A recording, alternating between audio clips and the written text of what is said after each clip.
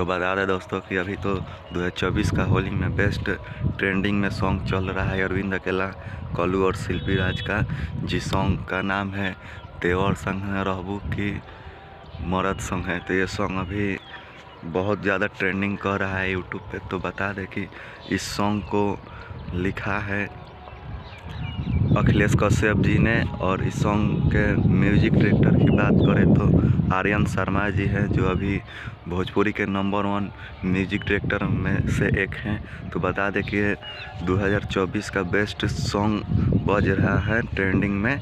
तो बता दें कि इस सॉन्ग को गाया है अरविंद अकेला, कल्लू जी ने और शिल्पी राज ने। तो ये सॉन्ग को लिखा है अखिलेश कश्यप जी, जिनको बाबा के नाम से जाना जाता है, जो एक से एक गाना लिखते हैं खेसारी लाल यादव जी के लिए, जो ट्रेंडिंग स्टार हैं।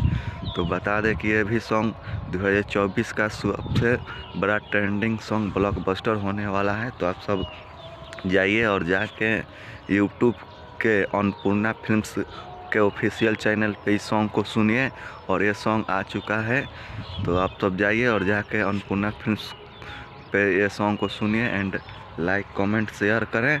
एंड मेरे चैनल पे आप पहली बार आए हैं तो मेरे चैनल को सब्सक्राइब करें।